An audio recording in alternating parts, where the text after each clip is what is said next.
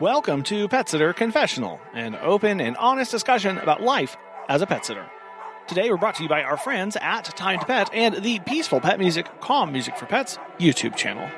Dog training and the dog training industry is something that is very closely related to what we do in dog walking and pet sitting. And I think it's really important that we understand changes and how that industry is looking, what client expectations are, and just how things are working. And so I'm super excited and honored to have Ines McNeil, founder of The Modern Dog Trainer and chair of APDT, on the show today to talk all about this and exciting things going on. Ines, we've been connected online for a while, and so I'm really excited and honored to, again, have you on the show and talk about this topic. For those who aren't familiar with you, your work, or APDT, can you tell us a little bit more about who you are and what you do?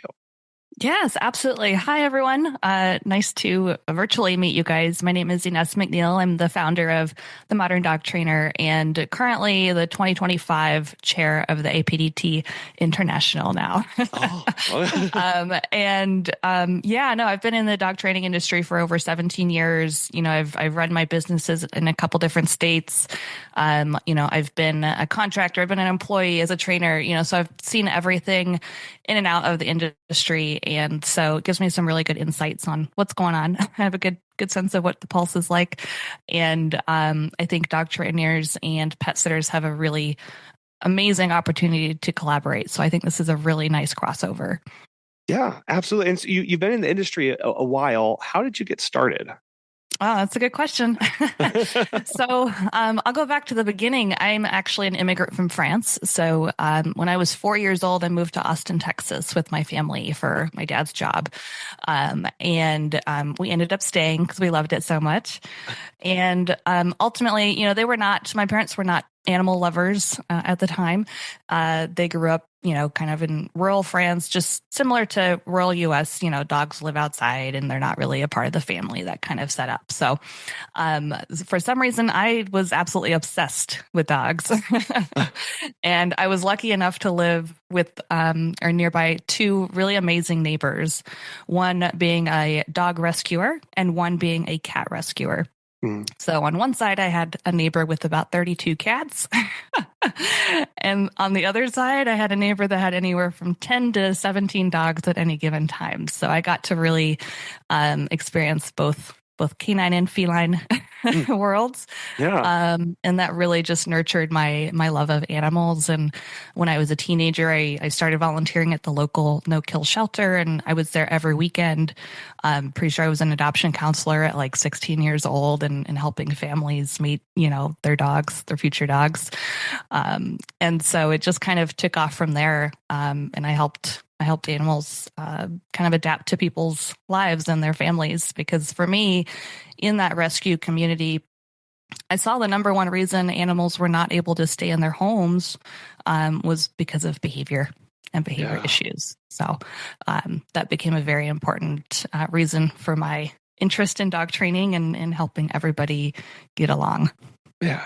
Well, it really is an interesting crossover. You said that phrase, you help dogs adapt to people's lives. And I think we really, really underappreciate that kind of work that we have to go through, or that sometimes it happens naturally, but sometimes we have to do an intentional step of making that process move forward, because we think, I'll just bring in a dog and things will work out, right? And it's very rarely, or I guess sometimes happens, but often in cases it doesn't. Exactly. Yeah. And I'm going through that right now. I adopted a new dog about 4 or 5 months ago, a little Chihuahua. And, we've gone through the honeymoon period, and now with spring coming along, there's more activity outside. I'm able to see more about what her true personality and her triggers are, just learn more about what she thinks of the environment and how she experiences the world. And funnily enough, since we're on a dog pet sitting podcast, I was not a babysitter growing up. I was a pet sitter. So okay. That was my role as a teenager. So it was a lot of fun. So when did you start offering it as a service, though? If you're helping people, integrating the pets in their lives, how did you start taking that next step into, professionalizing this and making it your thing? Great question. So, I would say that happened in college, I went to college for a degree in biology. So I got my bachelor's degree. And along that time, instead of just getting a regular job, I decided to really launch into dog training. And so that's when I really started taking clients and running my business and building my website and learning all the different parts that go along with running a business as a dog trainer. Well, I know the world of dog training, there's a lot of different methodologies and techniques and stuff. Like, how did you start navigating that side and understanding the way you worked, the way you felt about different methods and different ways of thinking? Oh, I'm so glad you asked that question. That's a whole other side of me. So I grew up really connected to dogs and animals, and I really resonated with, a certain TV dog trainer, and, even went to the point where I met him at a conference in Austin in like 2008. And it worked. That training worked for me for a long time. And I resonated with it. It made sense in my little brain. And, but I hadn't gone through any formal education at that point. Right. So I ended up adopting my first dog as an adult, a little husky shepherd mix. This guy, you can see, Loker. And turns out he's the one dog, the first dog that I came across that those methods didn't work. It escalated situations instead of de-escalated or subdued his behavior. So it forced me to really look around, look at other trainers, take some other classes, and learn about other methods that may work differently or may work better for this particular dog. And it really just opened my eyes to a whole other side of training that I had never experienced and never seen before. So, once I learned about things like calming signals and just general dog behavior, based off of, scientific research, that really changed my perspective. And I ended up starting a blog about that transition called the crossover trainer.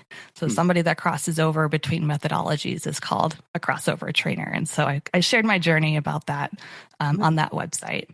I love that because it really showcases how we have solutions until we don't, right? And it's we have things that work until they don't. And then many times we're left, and that really is a crucial part in our development as a professional of going, well, do I double down in this and just say it's their problem and their fault? Or do I go and find some way to learn and start integrating new techniques and new methodologies? And that's such I think it's a scary time for a lot of people, especially if you have such a foundation and we're like, well, this always works. It's always worked and always shall work. And then that one time, right, that it's like, oh, now what? It's that next step of then going, well, I guess I have to find something else, right? And being open to those options.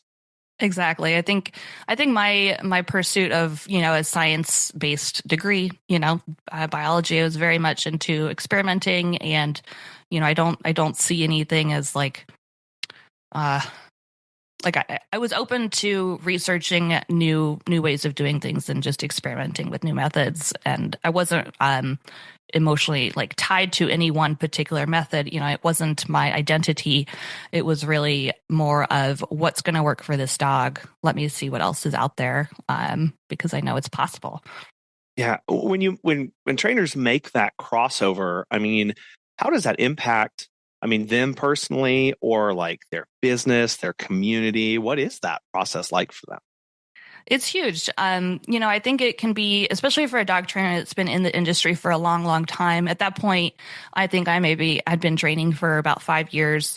So I was familiar with the industry, but I wasn't fully integrated like I am now.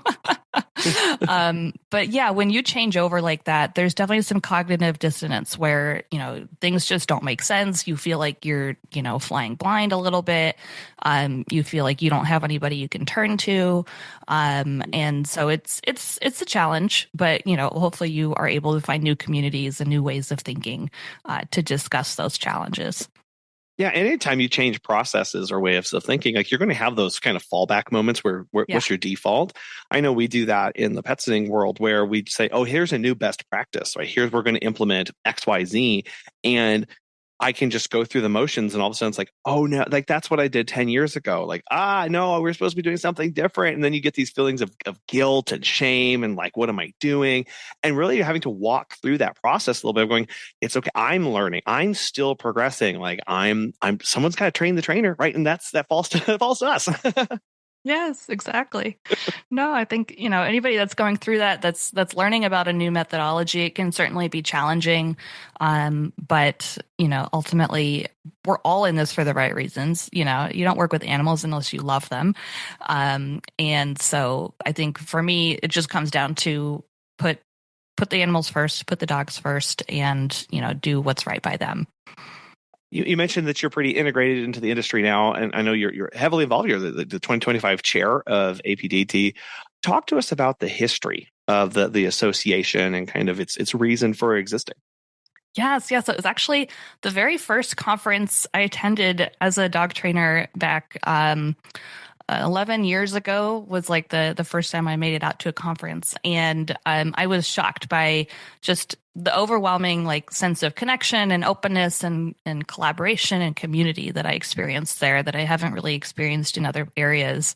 And so I became like an immediate, like massive fan of the APDT. And ultimately, it was started in 1993 by Dr. Ian Dunbar as a place for trainers to come together and share education and learn and communicate together to, ultimately improve and enhance the industry as a whole.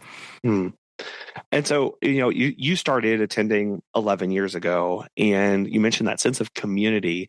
I know that is really important for the pet sitter side as well. Like, it's pretty lonely because you don't ever see anybody. And then I think it's really refreshing to have that opportunity to walk in and see like, oh, wow. Hey, look, we're all like doing cool stuff, and B, like, look, we all have the same problems. Let's talk about it and like learn. And it's just such a wonderful place to go and get quickly connected to people who understand you, who get you.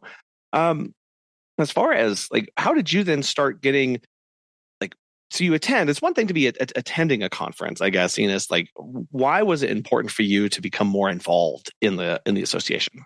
No, that's a great question. Real quick, like as far as attending a conference, I think it's really powerful because, I look back and when I first attended, I was roommates with like 3 other ladies that, we just kind of found each other online. We're like, let's share a room just to save some money. And I am still friends with them, like close friends with them, to this day. So I think that's a really great place to form connections and because in this industry, both dog trainers and pet sitters, like you said, it's a very lonely business. It's usually just you. As a business owner. So it's great to meet others that are in your shoes and have gone through those similar challenges. Can you repeat the question? Oh, so you're attending. How did how did you get more involved, and why was that important for you to do so? Oh, yes. So, so then, just over the last 10 years of really just followed the association. And then I think I joined as a board member a couple of years ago, and it just was coming to a point where I wanted to be more involved in the industry, take more of a leadership role in the community and give back. Ultimately, that's kind of a foundation of what I do is just help other trainers learn more about the industry, how to be better trainers, how to be offering, services that are really enhancing people's lives and ultimately changing their lives. And I thought that volunteering as a board member would be a really great way to help give back. Yeah, especially whenever you want to see positive changes. I think it is very easy to sit back and go, well, I hope somebody does that, right? And I hope somebody speaks up, and man, I hope somebody also has my exact same opinion, and I guess I'll just get back to my work. That's the easy part to do. It is difficult to step up, but I think it is important, especially with how dog training, even the pet sitting industry we're so person led, like all the businesses, like we're all already kind of speaking up and talking and sharing best practices with one another. That's where our voices become really important. Because more people talking, sure, it means that there's going to be more disagreement because it turns out people are really opinionated. But I think that's good to then have those conversations and see kind of what direction this is going to go and start doing something positive for the industry, especially one that you love so much. Exactly. Yeah. And this association specifically has, in my opinion, been, one of the most welcoming. Like I said, I'm a crossover trainer. I didn't start off using super positive methods. And I always thought the APDT was really one of the most welcoming communities. Even as a crossover trainer, I was able to come in and share my story and learn from others, other stories as well, and get the most updated knowledge.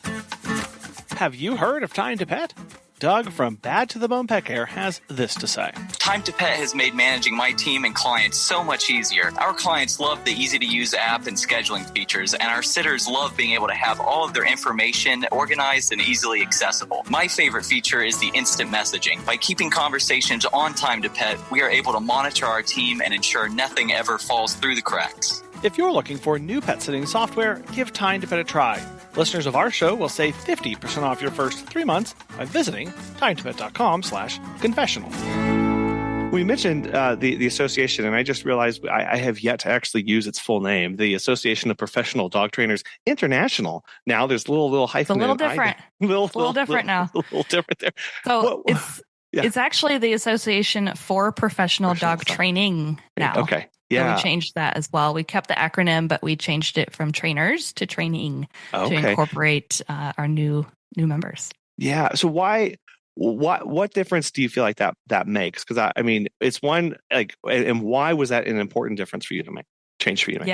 Yeah. So about a year and a half ago, we had a really nice strategic planning session with the board, and we were talking about the future of the organization, and it became this is kind of lean into some of the other things we're going to talk about later, but dog trainers don't start out their careers as dog trainers, right?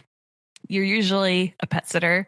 You're usually a dog groomer, a pet care technician at the vet clinic. You're volunteering at the animal shelter. You're a dog walker. So we wanted to give a nod to that and open up our doors to those communities as well. And we thought that dog trainers was a bit too specific. We wanted to be the first resource you're able to turn to for dog training information as you kind of evolve your career. I really love that in that perspective, because there is that title, right, of like, oh, I am a trainer, right? And I think that can be, it's good because it allows people to identify that, but it can be a little, even no matter what you do, right? Those kind of monikers can be a little bit exclusionary to people outside. Well, because you don't have the certification or you don't have this stuff, we're not for you. And I think opening that up really allows people to see themselves as an asset, as welcome, right? Continuing that welcoming attitude that you yourself experienced, and going, no, we're here for a resource for people who are doing this work. And I know you do also have another level beyond that of a true certification. When did that become part of the association, and how does that work? So we don't actually provide a certification. But we have membership structures that allow professional dog trainers to be APDT members. And now, kind of since our update back in September, we have we've gone from like 4 levels to about 3. Ultimately, trainers are at the member level, right? So trainers can be members, and we don't necessarily require any kind of certification, but we do have some like recommended certifications that we've identified as, leading edge industry standards. They demonstrate excellence and knowledge and experience. Pet sitters, dog walkers, rescue volunteers, even people that are training their own service dogs can now be partners. And we want them to be partners of the association, but also of trainers in their communities. I believe you also have is it a mentorship program to get connected with other people as well as part of the association? So we have so many member benefits. Yeah. Okay. Yes. So we have a forum you can participate in and learn and ask questions there. We have mentorship opportunities as well that are kind of opening up throughout the year as needed. You can obviously attend webinars and attend our conference every year. So there's a lot of really amazing ways to learn and kind of get that experience or that communication. How does the association go about finding those educational resources? I mean, we already talked a little bit about how the industry can be kind of fractured in so many different opinions and how those things. How do you start coming around certain things and actually recommending them to members? That's a great question. So we have our own education staff member. Her number one job is to find qualified speakers for our webinars, for our conferences, and get them booked so that you're getting the kind of the industry leaders, people that are involved in scientific research, and so we're able to kind of filter through all of that information that's out there, right? There's just endless information online. And I think that's one of the most challenging parts of this.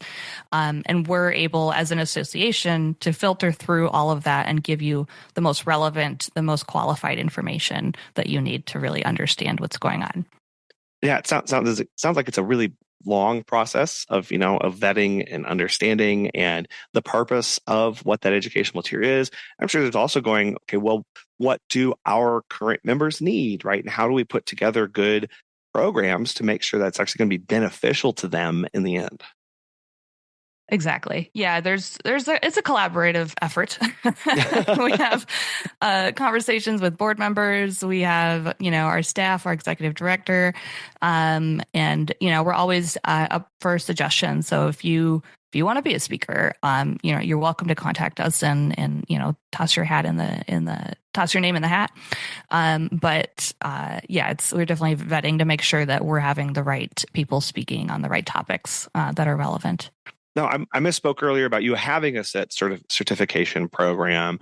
Do you advocate? I mean, what role does that play though in the dog trainer industry? Does the association have a stance on it being important? Should people not have it, or kind of how does that work out? Yeah, no, I think that's a great question. It's something that's always up for debate. Recently, we're seeing a really strong push to develop, more certifications, better certifications, and ultimately, for the industry, certifications are going to be key and an important piece in showing, your level of excellence. Right? You've pursued education, you've pursued experience, and you're obviously clearly dedicated to being a professional and demonstrating that professionalism. So I think it's an important piece of doing business, and people are going to care more and more about that. That being said, dog owners still struggle to understand what certifications are relevant. We are still kind of, if you zoom out 100 years, 200 years, this is still a very baby industry. It's still just developing, right? There's no legislation yet. But I think that the more dog owners become educated, we can play a role in educating them and kind of clarifying what certifications really are important, what they mean for you as a dog trainer. I know that's really one of the biggest issues there of we can feel like it's really important and it can be really beneficial to us, but does the general public and population understand what it is?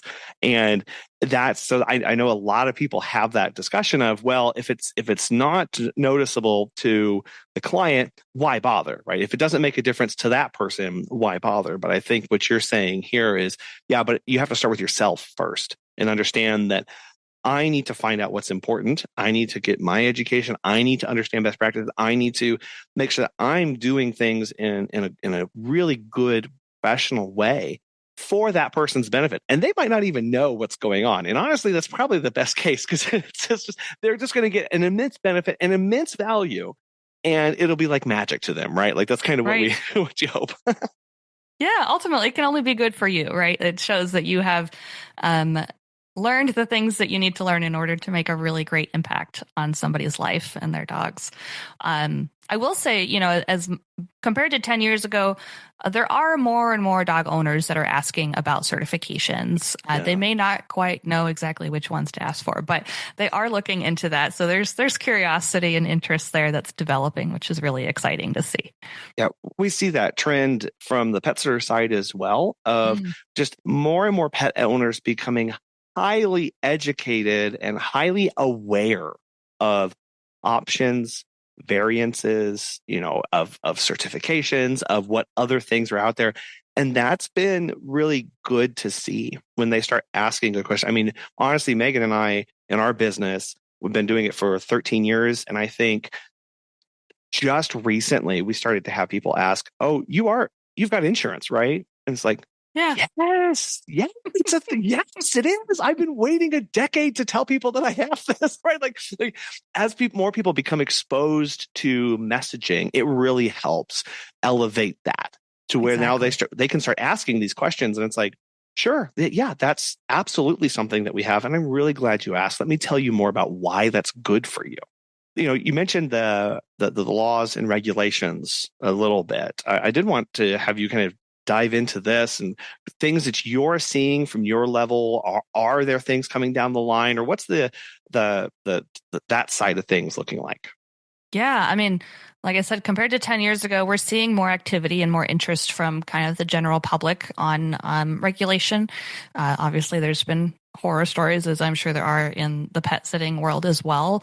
And I saw that's just kind of building their awareness of the negatives. And so there's general interest that's growing in getting legislation established for the dog training industry. We've been working for years with a collaborative group of industry organizations to draft up model legislation. And that really serves to provide legislators with example language that they can use and use that as a starting point of, this is what this group of organizations says and believes. And so it may be a good place to start. So we've been working on that for several years.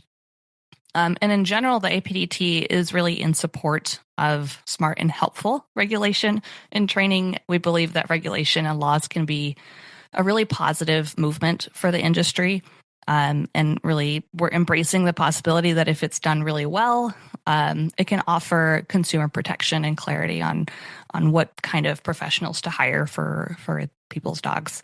I think we've seen progress in this. And so we're really excited to be a part of those conversations and continue helping nudge that forward. The balance comes into play where we want to make sure legislation isn't prohibitive to newcomers. We want to make sure we're still welcoming of those newcomers. That's core to the APDT, values.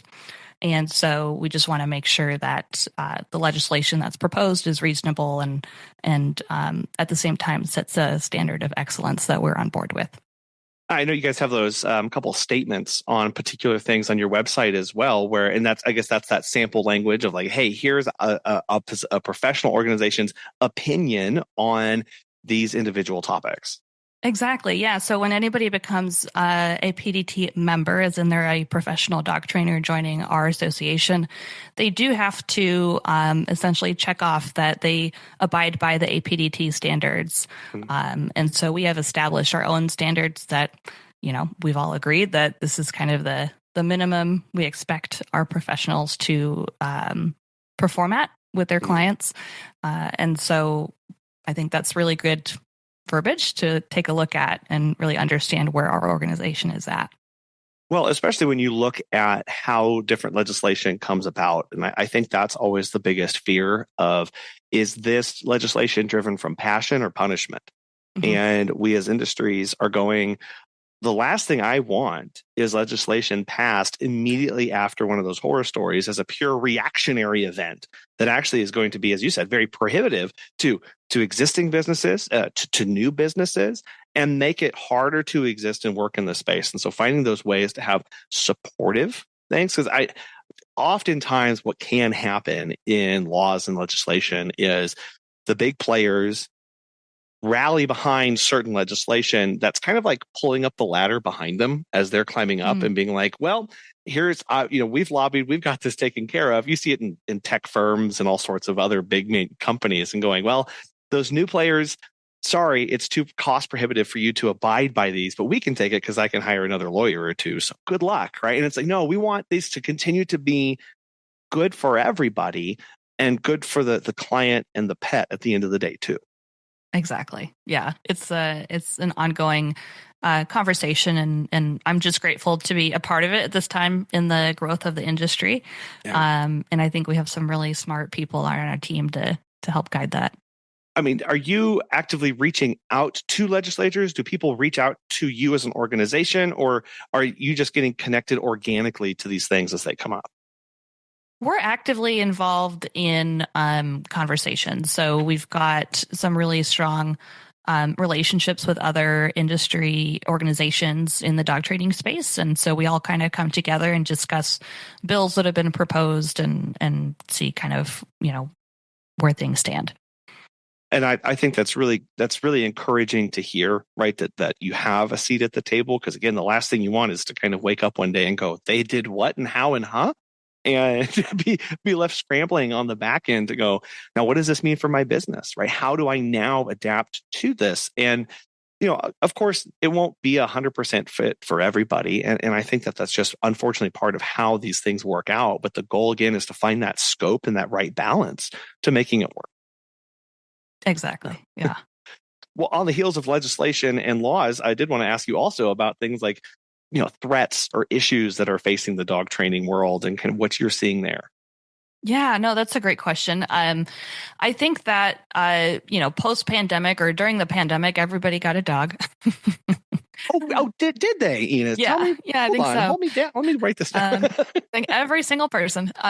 So yeah, now we're seeing, unfortunately, people's lives are changing again. They're going back into the office. They're, evolving out of into post-pandemic world, and people are struggling to keep their dogs. And so I would say, shelters are overwhelmed, rescue groups are overwhelmed. And unfortunately, trainers are often kind of the last ditch effort of trying to keep a dog in a home. So we really struggle with being like crisis support, being that last call before an animal is surrendered. So trainers do experience a lot of stress when it comes to that. It's a lot of responsibility placed on our shoulders. If this doesn't work out, we don't really know what's going to happen with the dog. So that's really stressful, and can be kind of a piece that we don't always think about when you're getting into the industry. But ultimately, it is part of what we do. So if anything, all you pet sitters out there, encourage your dog owners to reach out to trainers sooner rather than later. Even, before, if you hear somebody's going to be adopting a dog or getting a puppy soon, even working with a trainer before they get a dog can be a really great way to avoid issues once they do get the dog, whether it's, getting recommendations on what breed to go with, where to get the dog, how to set up your home to welcome the dog home effectively and successfully. So there's all kinds of ways that we can really partner together to make sure a dog is set up for success in their home. Yeah, I really think it's important for dog walkers and pet sitters to be that first vocal voice for the owner and their pet. And I know many times we can feel bad having to talk about some behaviors that might not be the most conducive to a happy lifestyle. And we feel like we're having to share bad news to the client, telling them about these things. But it really is just realizing that we are an advocate in that moment, and being able to say, hey, I have these concerns. It's not that big of a deal now, but in a year or when your puppy gets older, we're not going to be okay. So here's the name of a trainer we love and we work with. Let's start doing that to set you all up for success. Yeah, I love that. And even before you even see behavior issues, right? Like, I think if you see somebody bring home a new dog, just say, hey, I have this great trainer in my network. I think that they would be a really valuable resource for you during this transition phase, and like that, you don't have to come to them as, here's a problem I'm seeing. That is true. Just making it part of that.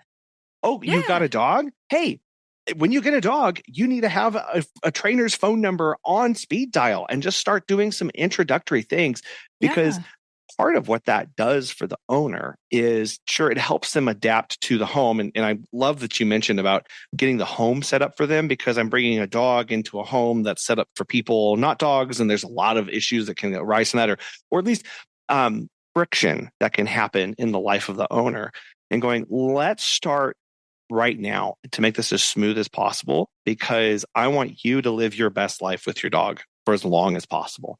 And Exactly. this is just part of that natural progression now of let's get connected to this trainer. Let's get connected to this and start building this as a team. Yeah, yeah. And I think it's leading into a really important conversation that I think we'll get to is it adds value to you, right? Like you come to the table with not just services as like, a transactory service. You come to the table now with resources and experts at your side that you can kind of bring to the table as needed. And I think that adds value to you as a service provider. Yeah.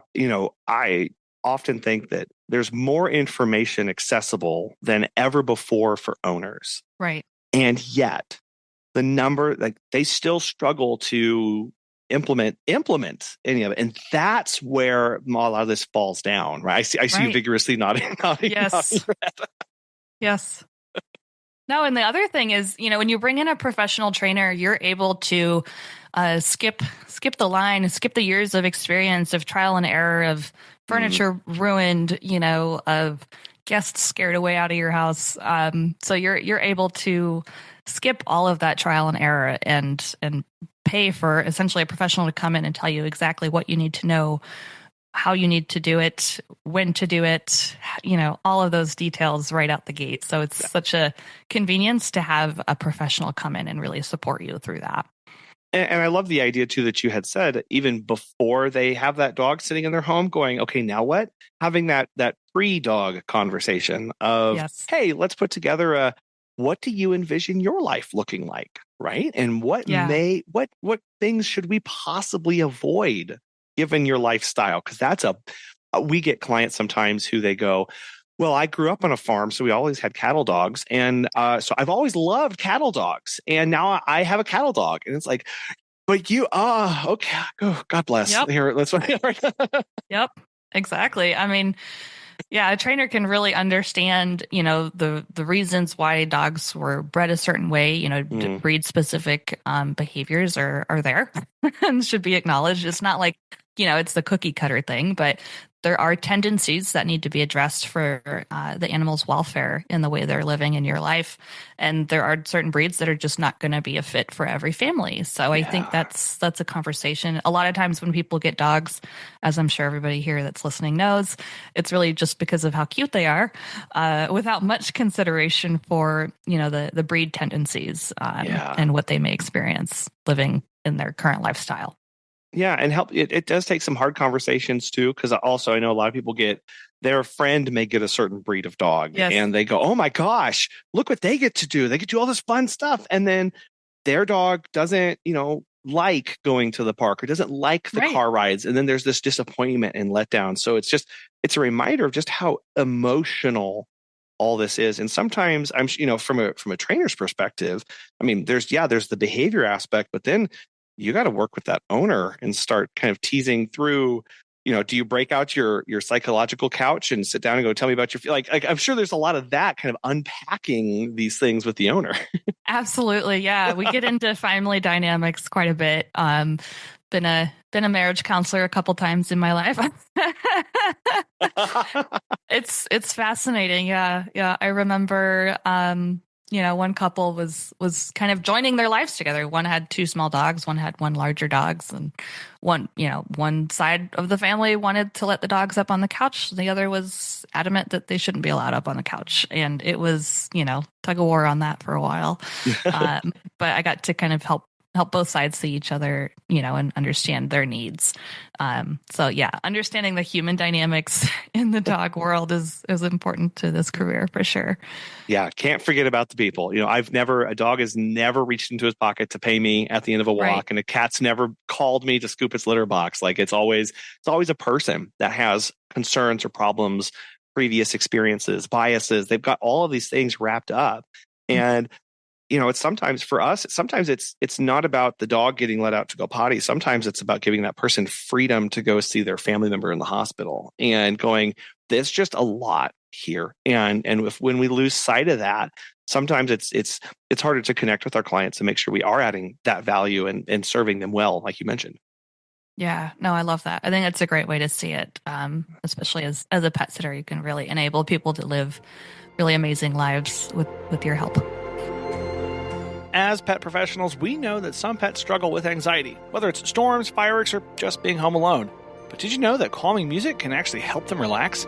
That's why so many pet pros turn to peaceful pet music, calm music for pets on YouTube. This channel is packed with soothing melodies, nature sounds designed to create a peaceful environment for pets.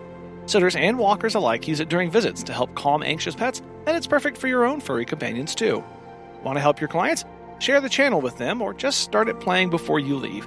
And don't forget to subscribe and hit the bell so you never miss a moment of calm. Well, so let's talk about, best ways for pet sitters and trainers to work with one another, especially if a pet sitter is maybe not familiar with the training or industry, how to get started in networking and making those connections.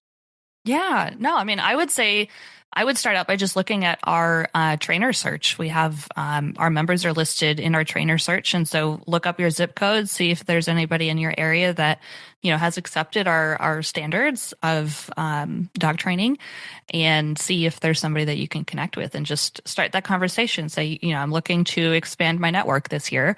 I want to connect my clients with, the best professionals in the area.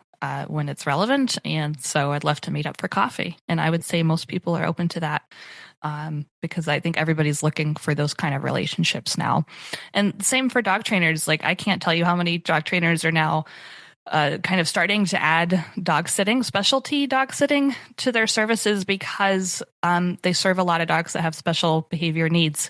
And so being able to connect with a professional pet sitter that's going to allow them to trust that pet sitter and know that that dog is being well cared for, and you two are aligned on how to handle the dog, can be a really powerful tool for dog owners. So yeah, and very, very valuable for sure. Well, and you mentioned earlier about the being able to add value to a client by having those connections. Why is that so powerful these days? Yeah, so I think when we look at dogs, like, we all love dogs. And there's never been so many services available to treat dogs in some capacity, right? So from behavior, you've got trainers, you've got pet sitters, dog walkers, you've got groomers, right, for their physical, like, grooming needs. And then you've got veterinarians as well that are treating medically. And only good can really come of those groups of people coming together to understand one dog as a whole, right? So you kind of think of the dog is at the center, and all around you've got all of these professionals treating it for something or another, right? And so the more that those groups of people can come together and really become a care team and be on the same page with what's going on with this one dog, or family groups of dogs, the better that can come, better solutions, better ongoing treatments, and improving the dog's life when everybody can really come together. Yeah, and it can be as simple as going, hey, your dog seems really good at XYZ. Did you know that there's an agility trainer right down the street that you can get connected with? Or maybe your dog's really good at when I do so a lot of pet stores provide like scent enrichment where they'll bring over different scents, do hunts around the house. Being like, man, did you know there's a really big barn hunt group down the road that y'all can go and compete? Like, you're giving that person access to a whole community that can really enrich their life, but fundamentally help them bond with their dog better and at a much deeper level than they were before. And that's such a beautiful gift to give that person, because our time is so limited. Owners' time is so limited with their pets as it is. Being able to say, here's this great way for you to spend more time with your dog. Like, who doesn't want that, right? Like, that's so great. Exactly. And when that owner can know that, like, all of those, their groomer, their trainer, their pet sitter, and their vet are all on the same page on how to handle the dog, how to, work with the dog, the dog's life is really going to be so much better because, everything from cooperative care, aware groomer can reduce their stress and get better grooms out of the dog, to making sure the dog is on the right medication for the right behavior issues, if it comes to that. And so I think the more we can collaborate and really build out these kind of systems around any one individual dog, I think the better. Yeah, and having that long-term view in mind, going, okay, hey, congratulations on your puppy. Like, great. Here's our care plan for that. Yeah. But also, we need to be thinking 10 years down the road, 15 years down the road, because it's weird to say, but like, Is your dog prepared to easily take medications if that time comes? Is your dog going to be okay getting nails trimmed for the rest of its life? Are you going to be able to give shots realistically? Because we've seen on Facebook groups where people have said, I have to surrender my dog or whatever because I can't give my dog medications. And it's so like, oh my gosh, like there's so much work that you can do before you get to that point. But if you're not intentional, if you don't have that good care team, you're going to find yourself there where now it's a struggle and now it's a quality of life issue. And now you have to have some really tough conversations. Exactly. Yeah. All it takes, unfortunately, is one really negative experience for a dog to totally change their perception of other people, of professionals that come towards them with sharp objects. Yeah. And so, I think that really developing that collaboration amongst different professionals that may be in that dog's life can really improve the dog's life and make everything more convenient for the owner. Yeah, and have that going throughout their entirety of life. We're not just doing potty training, and then that's the last time we use the word training in this dog's life. Like it's an ongoing thing. It's an ongoing socialization, ongoing exploration. It's we'll do this thing with dogs who are comfortable and are calm.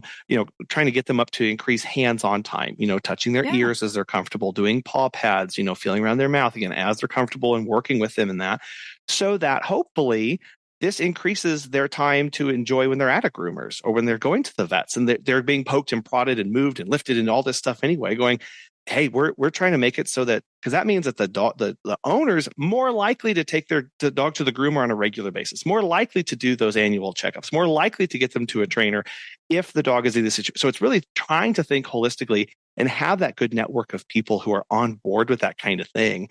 And coordinate that care like that. That really is a massive thing that we can help provide.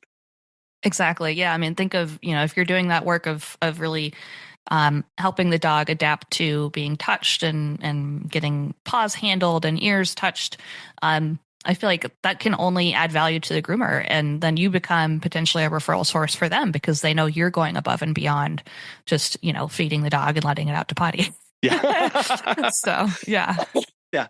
Well, and being on the same page, if that dog is going through a training program, right? Mm-hmm. Being able to, it takes a little bit of time, but saying, hey, I'm going to schedule time to talk with the trainer and just make sure that I'm being consistent when I go over, right? Yes. That's huge in the life of the pet owner going, yeah, my dog trainer and my pet sitter are collaborating with one another. And maybe I don't just send an update to the owner, but I also need to update the trainer for things that I'm seeing too, so that they can get a professional opinion and everybody's kept in the loop. So it does require, I think, just, 10% more level of work and communication, but it really pays dividends in the end.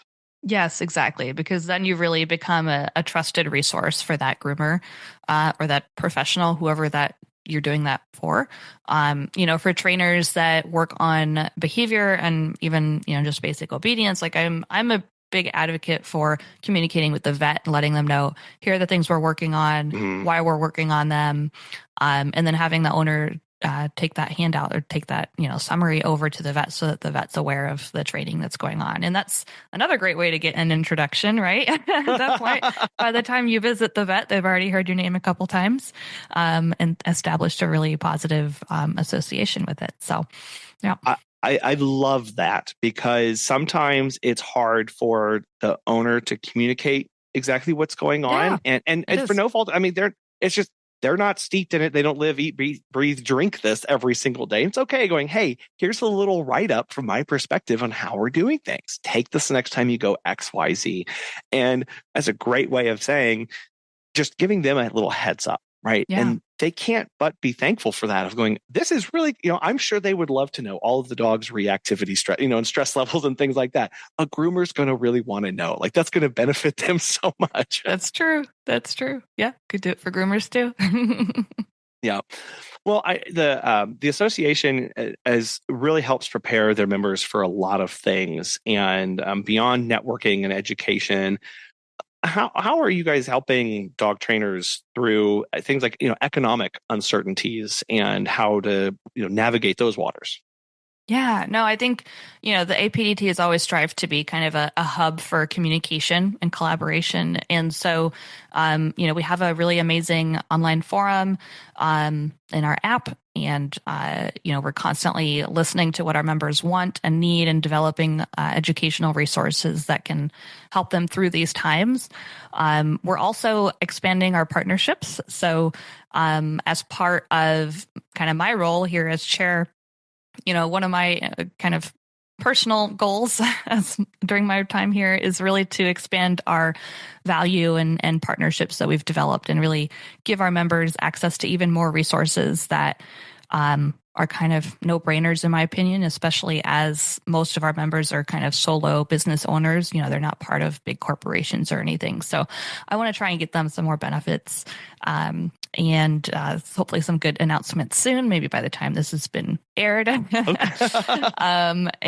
so, yeah, it's really just about making sure we're giving our members the right access to the right tools and developing partnerships that are going to help them grow their businesses and establish kind of more stable lives as business owners. Yeah, I know. I mean, training as it is, a lot of people see as like a secondary, a tertiary, as you mentioned, like last call, dog is already coming out the door. You've got one chance to save this.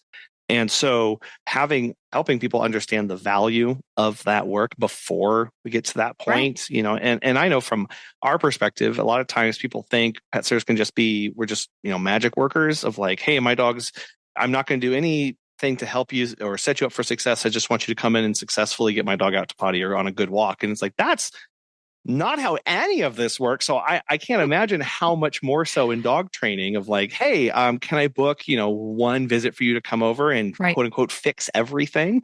Really getting people to understand the value of and necessity of multiple and prolonged relationships.